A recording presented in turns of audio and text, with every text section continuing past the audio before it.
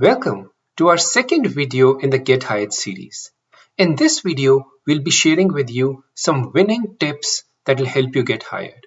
But before that, our first video on how to write a CV that will get you shortlisted is now available. And if you hadn't had a chance to look at this, don't worry. The link's in the description, so feel free to look at it at your convenience. Let's get into the interview tips. While a lot of people think that the interview is only focused on that one day and those couple of hours where you will be speaking to your hiring manager, it is actually more than that. So for the ease of understanding, I've actually broken the entire process into 3 phases: before interview, during interview, and after interview. In this video, we'll be providing you some key insights and winning tips on what you need to be doing across all these phases that will help you be successful in your interview. So let's look at before interview. Now, good thing your CV's got shortlisted and you've overcome the first milestone. But now is the time to undergo the grind and do a lot of hard work and preparation, that is before your interview actually happens. So the first set of winning tips: do your research and be prepared. This starts by carefully reading through and reviewing the job description. Now, this is the first and the foremost important thing that I will urge everybody to do, is to have a detailed time spent on reading the job descriptions. Now, I do understand that at times some job descriptions are pretty high level versus the others, but still, a job description provides you some really useful information about some of the key things you need to know. It provides you an overview of the organization. It will also give you some insights into the team, what sort of a work is expected in this job, and what sort of a skill sets are required. Now, this is a lot of important information for you to start with your preparations. While you're preparing, the second thing that you need to do is review your CV and go through all the work experiences that you have documented in your CV or resume. While you're reviewing your CV, also try to act up some mock questions by looking online and try to prepare as many examples that you can to share with the hiring managers. Why and what sort of an example? We'll speak about more during the interview phase. And the third thing that you need to research is research about the company. For whatever company you've hired, in whatever domain they are, try to get an overall understanding into how the company is performing. Most of the companies will have this information publicly available in terms of their financials, their press releases, and their website information. These are 3 important sources that I like to go into whenever I'm trying to prepare myself to interview for a company. The second thing, which I think a lot of people don't do, but is really essential to get you the right insight, is know a little about your interviewer.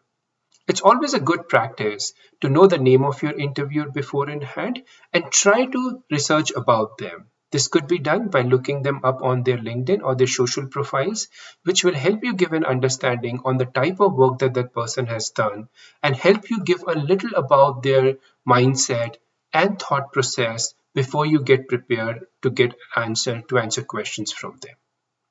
Now that you've done your research and you're prepared and you feel prepared, the second thing that you need to do is plan the logistics. The first, there are 2 types of interviews that can happen, you can be scheduled for. The first, if it's an in-person interview, I highly recommend that you map the route so that you know what sort of a mode of transportation you need to take from point A to point B to arrive there on time. Very important. The last thing that you want to be doing is rushing through the door almost at the time when your interview is there. Try to be early, try to give yourself, it will help you acclimatize to the new space, the new environment where your interview is going to get scheduled. The second, nowadays, given the hybrid work environment, a lot of interviews happen virtually, which means there are a lot of logistics that you need to plan for. Whenever an interview is scheduled virtually, the hiring manager or the human resource professional usually provides you a link. It could be a link to Zoom, or any online meeting platform. It's very important and a good housekeeping practice to try to click on that link before your interview and see if that link opens up to you without an error. I would like to advise you to do this like an hour or so in advance so as not to step into that meeting when it's not your time to. The second thing, it's really important that since it's a virtual meeting, check your cameras and microphones. Ensure that your video and audio quality is crisp and clear without any lag and without any interruptions. Proper lighting really helps. It's really important to be situated in an environment or in a room for some period of time which has proper lighting, natural lighting through a window or artificial lighting through a lamps or bulbs is really helpful. Try to be in a place which has noise-free background, which will really help you in terms of hearing the questions and answering them without getting any audio confusions mixed up. Okay, you're all set for all the research, you've done your logistics. Now is the moment that you've been waiting for. During the interview, the day's finally come. First and foremost, keep calm to ace the interview. I usually see that when I'm trying to interview somebody, a lot of people are usually really anxious, nervous, because it's the job they really want. They really want to get in the door with this job.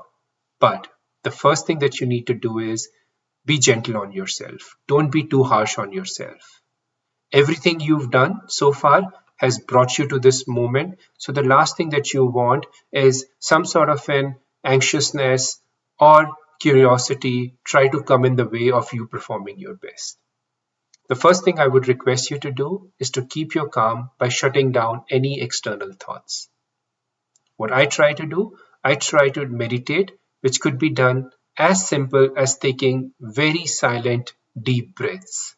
I usually like to time my breaths, and just before I get into an interview, about 5 or 10 minutes before I would start this, it really helps me ground myself into the environment that I am, calms me down. The next thing, just be in the moment. You've prepared for it, you've done extensive research. All you need to do now is focus on the next hour. Nothing else should be more important to you in the next hour, not even a friend's party, not even your grocery list, not even your rent payments. What should only matter is be confident so that you're able to give your 100% to this interview. Now, you've calmed yourself. Now comes the important time when you've met your hiring manager or the HR professionals and you're getting into a mode of discussion. This is the time that everything boils down to. So, very important tip, be confident, be clear, and very thoughtful in how you are answering the questions that are being asked of you. The first and foremost tip, when I do interviews, I see people are very verbose. That is, they speak a lot. The downside of that is, while we want to hear everything about your background, your projects, but the hiring managers have only a limited time to speak to you. So try to ensure that you are crisp, clear, and structured. The best way to do this is what you've already done in the before interview stage, that you've rehearsed your answers by going through your CV, aligning it to the job description, and knowing what to answer from your CV in a specific, concise, and a very structured manner. While a lot of hiring managers are listening, while a lot of hiring managers would try to listen to you, but if you continue speaking for a long time, they really get disconnected and you get thrown off tangentially to the question that was asked initially. So, the next thing, when asked of your professional experience or the projects, try to very briefly mention about your role and responsibility, but spend a lot of time by answering the impact and the contributions that you as an individual had made in your project or your previous experiences. This is the most critical element. The way to do about this is, it's always good to break a project or your past experience into three big buckets.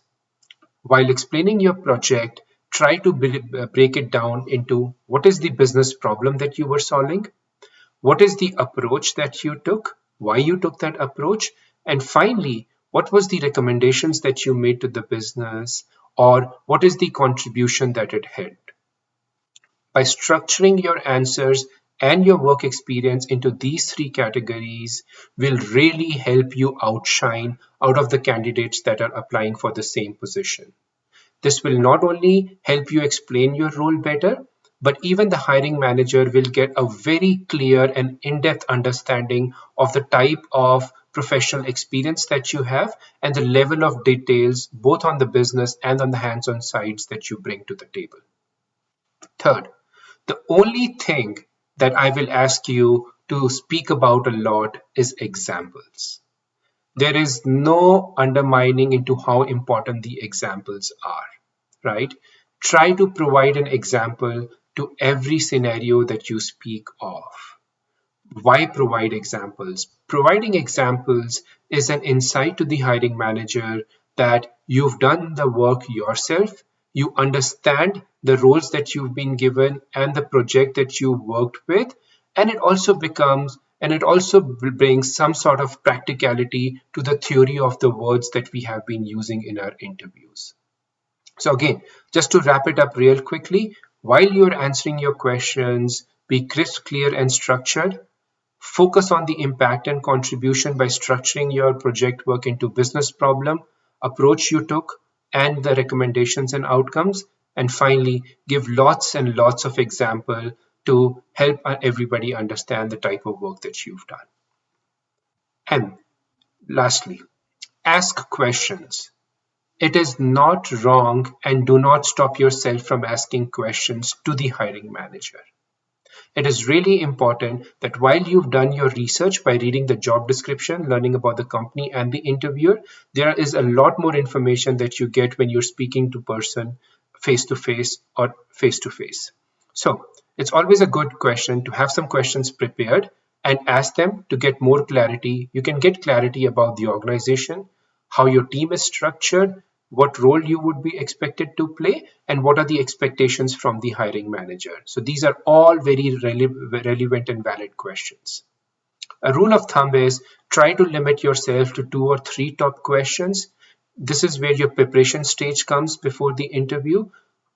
Understand and highlight the top 2 or 3 questions that you really think will help you answer most of the questions that you have. So this is all the things that you need to take on during the interview phase. And now you've come out of the interview, the burden of the world is over your shoulders, and now is those anxious moments of the result. So what needs to happen in the post-interview phase? Now, this is where what is important is to follow up. Now, usually within the next day or so, after your interview, it is a good idea to follow up with your hiring manager or human resource professional with a follow-up email or a message.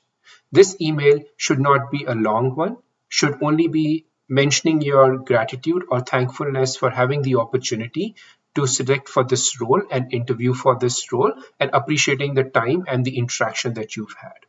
Now, while this could be taken for granted, it usually leaves a very good impression with the hiring manager or human resource professional that the person is not transactional, they're here to build, and it also speaks highly about the attitude and the motivation that you bring to the table.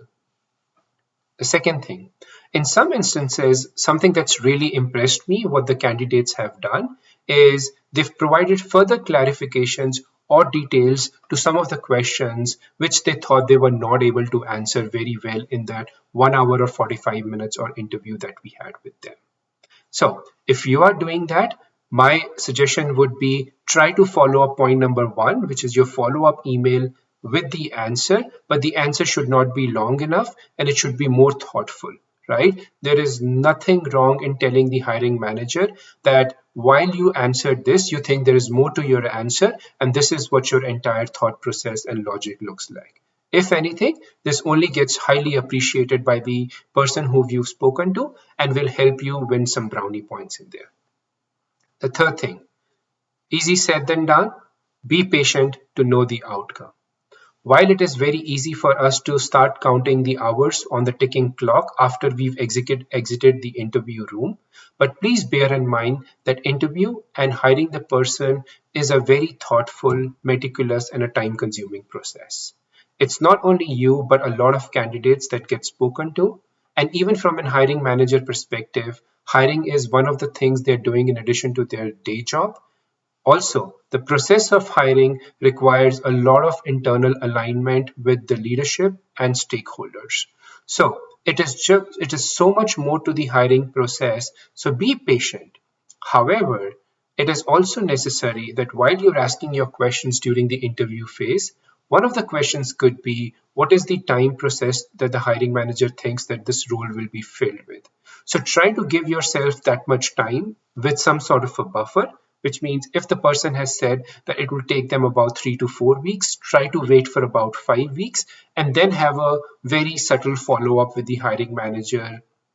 Don't try to call them directly, but sending an follow up email is a good thing, which shows your interest in the role. Now, I hope these tips, which is before, during an interview, will help you broaden your perspective on things that you need to do and how to stay focused during the interview process. This brings us to our end of not only the second video, which is the interview tips, but also the Get Hired series. I hope you found value in the two videos that we've shared with you. The first video spoke about how to write a CV to get hired, the link of which is in the description. The second video, which we just did, provide you some insights into the entire process of what to do before, during, and after your interview session. I would love to hear your thoughts, comments, and feedback. So please put them in the comments. And if you'd like to reach out to me, my link is in the description. Look forward and wish you all the best in your journey of getting your next dream job. I hope you liked this video. I am on a mission to make you successful, but I need your help. Please like, share, and subscribe to my channel so that you can keep getting more of this valuable content.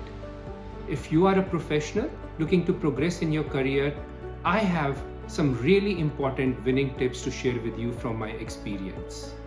More importantly, if you would like to share any feedback or topics on which you need some information, please share that in the comments, and my contact information is in the description. Till then, have a good time.